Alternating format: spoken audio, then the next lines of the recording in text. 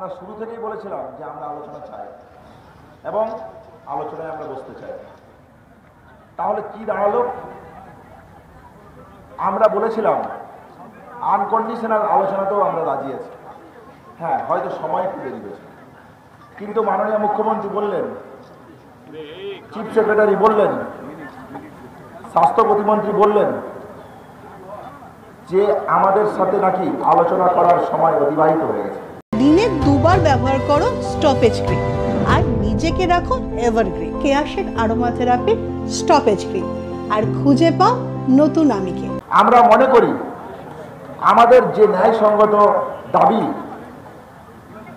আন্দোলন থেকে উঠে আসার দাবি, সকালবেলায় তিনি বলছিলেন তিনি আন্দোলনের ফসল, তাহলে এই আজকের এই ঘটনা আন্দোলনকে অবমাননা নয়, আন্দোলনকে অমর্যাদাকারী নয়। এই যদি হয় আমরা কিভাবে আস্থা ভরসা রাখতে পারি? তারপরেও আমরা মনে করি গণতান্ত্রিক পরিবেশে আলোচনার পরিসর সবসময় থাকে। আমাদের দিক থেকে আলোচনার পরিসর সবসময় থাকবে। আলোচনায় আমরা রাজি।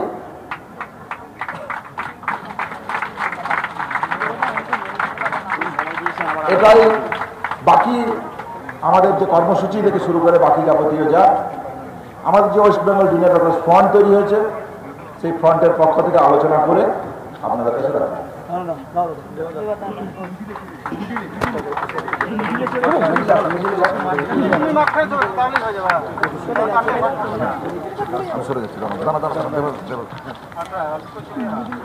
আমরা যাওয়ার আগে এখানে বলে গেছিলাম যে আমরা আর একটা দ্বিতীয় পরিবার হতে দেব না।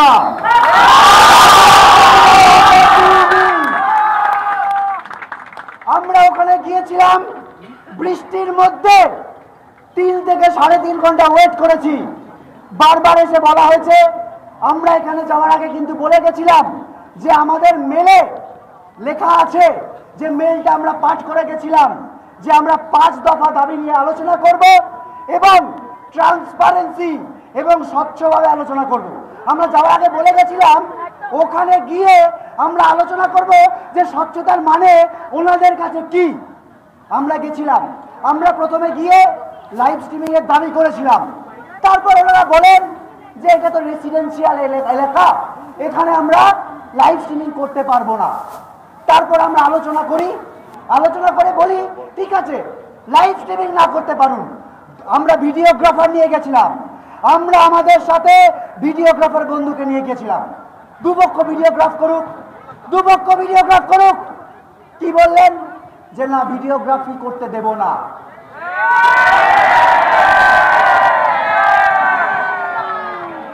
তারপর কি বলা হলো? তারপর আমরা বললাম যে ঠিক আছে, আপনারা যে ভিডিও করছেন, আমরা কি করতে গেছিলাম? আমরা তো সদিচ্ছা দেখাতে গেছিলাম। ওনারা তো এটাই বলতে চাইছেন যে আমাদের নাকি সদিচ্ছা নেই, আমরা সদিচ্ছা দেখাতে গেছিলাম। তারপর আমরা বললাম ঠিক আছে, আমাদের ভিডিওগ্রাফারও দরকার নেই, আপনাদের যে ভিডিওগ্রাফার সেই ভিডিও করবে, আমাদের ভিডিওগ্রাফার বন্ধু সেটা পুরোটা দেখবে এবং সঙ্গে সঙ্গে ট্রান্সফার করবে। কি বললো? কি বলা হলো সুপ্রিম কোর্টে যতদিন বিচার চলবে ততদিন অবধি নাকি ওই ভিডিও আমরা পেতে পারবো না। আমরা কি করে বুঝবো যে ভিডিও দেওয়া হবে সেটা এডিটেড নয়, টেম্পার্ড নয়? এরপর মাননীয় মুখ্যমন্ত্রী নিজের বাড়ির দরজার বাইরে এলেন। আমরা যে বৃষ্টি ভেজা 34টা ছেলে মেয়ে ওখানে দাঁড়িয়েছিলাম 3 ঘন্টা ধরে, 2.5 ঘন্টা ধরে, তাদেরকে উনি বললেন যে দেখো এগুলো তো সম্ভব নয়, এসো ভেতরে এসো, বৈঠক না হোক, চা খেয়ে যাও। আমরা বৈঠক করতে গেছিলাম, আলোচনা করতে গেছিলাম, নিজেদের সদিচ্ছা দেখাতে গেছিলাম। কিন্তু তারপর কি হলো? উনি এসে বললেন যে দেখো আমার কাছে স্বচ্ছতার মানে হচ্ছে দুপক্ষে একটা মিটিং হবে, মিটিংয়ে যখন খুশি তুমি বেরিয়ে যেতে পারো, কিন্তু আমাদের যে মিনিটস লেখা হবে সেই মিনিটসে দুপক্ষে সাইন থাকবে। আমরা তখন 3.5 ঘন্টা ওখানে বৃষ্টি ভেজার পর ওনার এই সদিচ্ছাকে সম্মান দিতে বললাম যে ঠিক আছে ম্যাডাম, যদি এটাই আপনার স্বচ্ছতার ধারণা হয় এটুকুতেই আমরা রাজি। এই কথা বলার পর কি বলা হলো জানেন? স্বাস্থ্য প্রতিমন্ত্রী চন্দ্রিমা ভট্টাচার্য, এই কথা জানাতে আমরা 10 মিনিট দেরি করেছিলাম। উনি বললেন যে আমরা অনেকক্ষণ ধরে ওয়েট করে ফেলেছি, আর আমরা নাকি ওয়েট করতে পারবো না।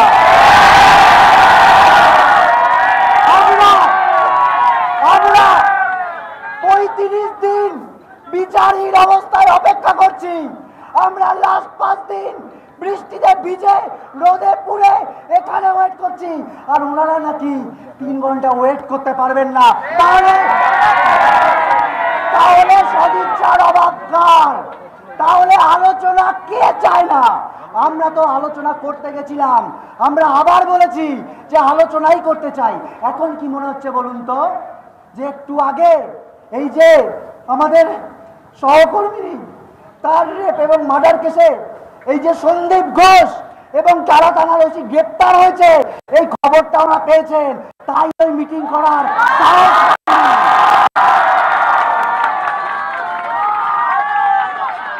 আমরা বলে দিতে চাই।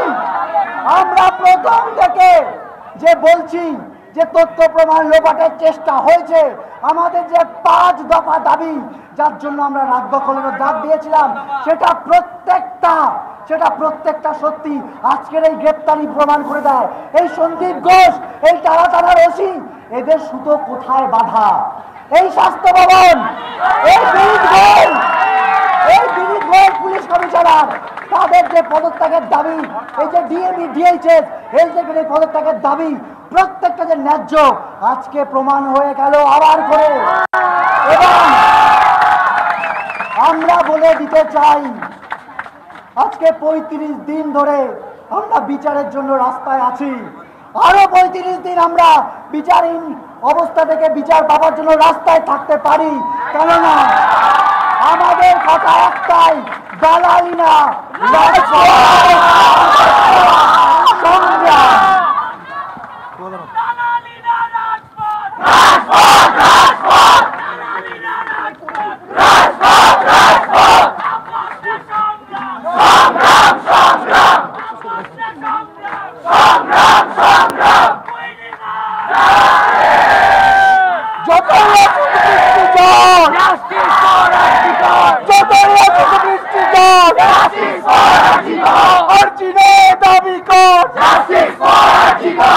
আজকে 35 দিনের মাথায় আমরা কথা দিয়ে গেছিলাম যে আরেকটা পরিবাহ হতে দেব না। আমরা সেই কথা রেখেছি।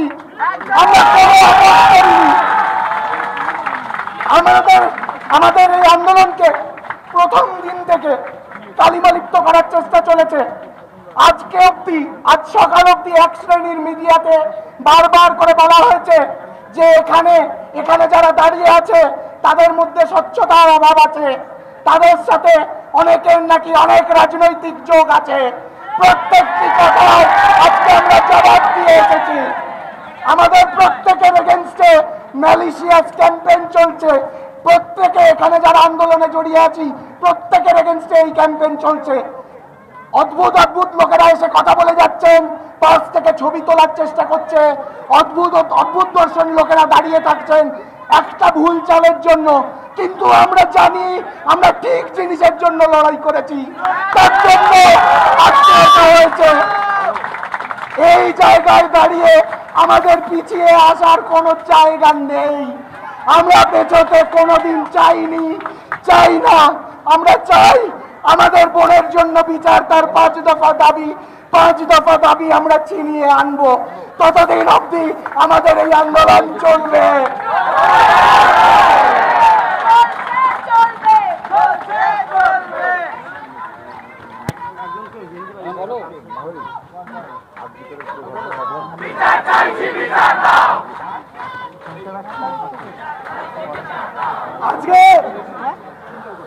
আজকে আমাদের 35 দিনের এই যুদ্ধ, তার একটা পুরস্কার মাত্র আমরা পেলাম। আজকে যেই মানুষটার নামে পুরো আর্যিকর, পুরো বাংলা, পুরো ভারত দাঁড়িয়েছে, সেই সন্দীপ ঘোষ আজ ধরা পড়েছে।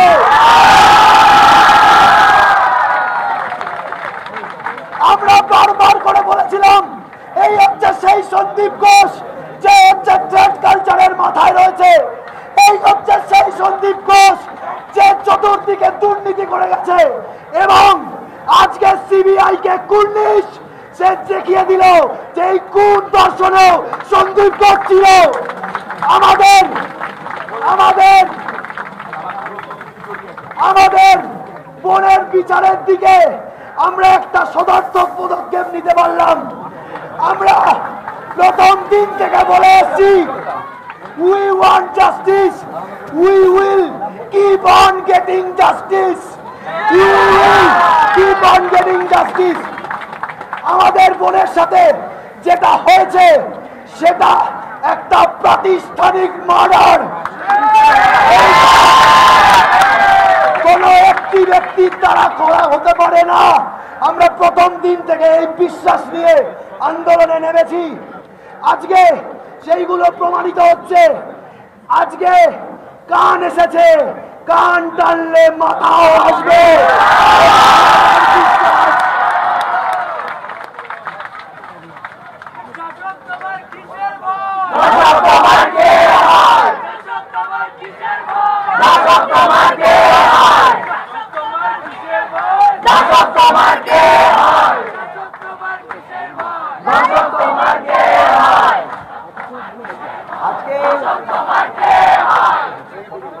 আজকে বিকেল বেলা অবধি এখানে খানিকটা হলেও আমরা একটু দিশেহারা ছিলাম। আজকে মমতা ব্যানার্জি সকালবেলায় আসার পরে, আমাদের মাননীয় মুখ্যমন্ত্রী এখানে আসার পরে আমরা হয়তো খানিকটা দিশেহারা ছিলাম। আমরা এখান থেকে বেরোনোর আগে খানিকটা হয়তো দিশেহারা ছিলাম, কিন্তু কালীঘাট থেকে ফিরে এসে আমরা আমাদের দিশা খুঁজে পেয়েছি এবং আমরা যেটা সেটা প্রমাণ করে দিয়েছি। আজ আমাদের যে বলা হয়েছিল উৎসবে ফিরতে, আমরা বলেছিলাম আমরা উৎসবে ফিরব না, কিন্তু মহিষাসুর বধ দিয়ে এই উৎসব, এই দুর্গা পুজোর বদল হবে। আজকে মহিষাসুর বধ শুরু হয়েছে এবং সামনের দিনে আরো বড় বড় মাথা হয়তো আসবে, এই আশা রেখে আমরা এগিয়ে চলবো।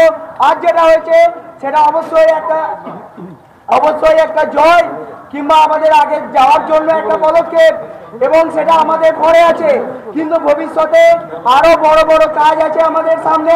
তাই সবার কাছে একটাই অনুরোধ, আমরা যেরকম একসাথে ছিলাম, একসাথে আছি, একসাথেই থাকবো।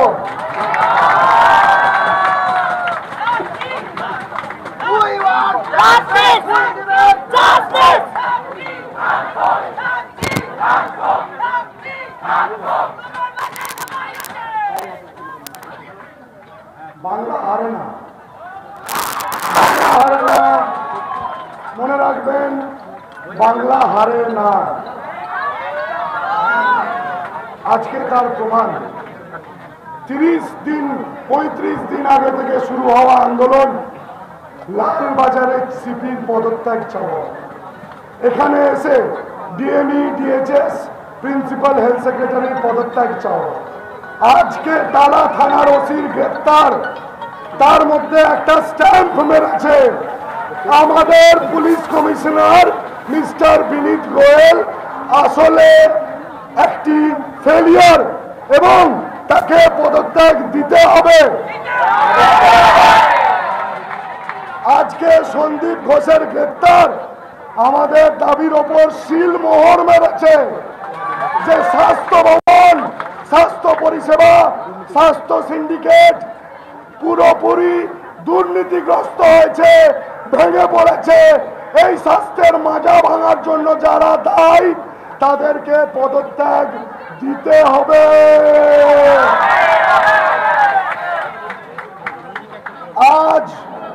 আজ সকালবেলা মাননীয় মুখ্যমন্ত্রী আমাদের এই ধর্ণা মঞ্চে এসে একটি সদার্থক বার্তা দিয়েছিলেন আমাদেরকে যে তোমরা এগিয়ে এসো, তোমরা এগিয়ে এসো, আমরা আলোচনা করতে প্রস্তুত, আমরা এই স্বাস্থ্যর বেহাল দশা ফিরিয়ে আনতে প্রস্তুত।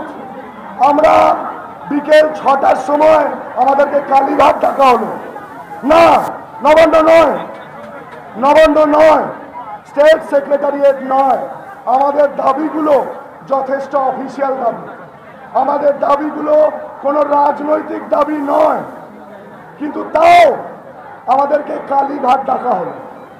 তাও ওনার আজকের এখানে আসার সদার্থক বার্তাকে নিজের মনে রেখে আমরা কালীঘাট গেছিলাম কথা বলতে। লাইভ ট্রান্সমিশন চাইনি, দ্বিপাক্ষিক ভিডিও রেকর্ডিং থেকেও সরে এসেছিলাম। খালি চেয়েছিলাম তোমার ভিডিও হবে, আমার একটা লোক তোমার সাথে বসবে, মিটিং শেষে ভিডিওটা আমার হাতে ধরিয়ে দেবে, খোলা মনে আলোচনা হবে। শেষে সেখান থেকেও আপোষ করতে চেয়েছিলাম, সরে এসেছিলাম। শুধু মিনিটস অফ দ্য মিটিংটাকে নিজের অস্ত্র বানিয়ে আপনাদের সামনে দাঁড়ানোর চেষ্টা করেছিলাম। কিন্তু কি হলো জানেন? শেষে গিয়ে যেটা হলো, আমাদেরকে বার্তা দেওয়া হলো যে ওনারা 3 ঘন্টা অপেক্ষা করে নিয়েছেন।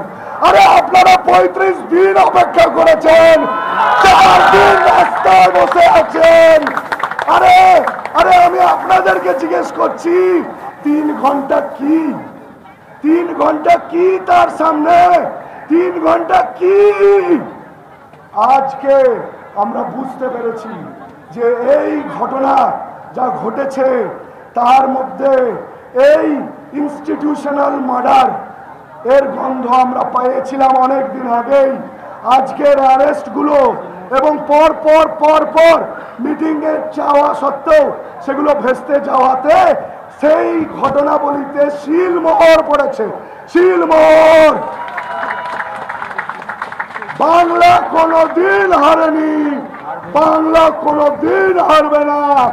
এই জনসমুদ্র আজ রাত্রে এই বৃষ্টির মধ্যে, এই জনসমুদ্র তার সাক্ষ্য প্রমাণ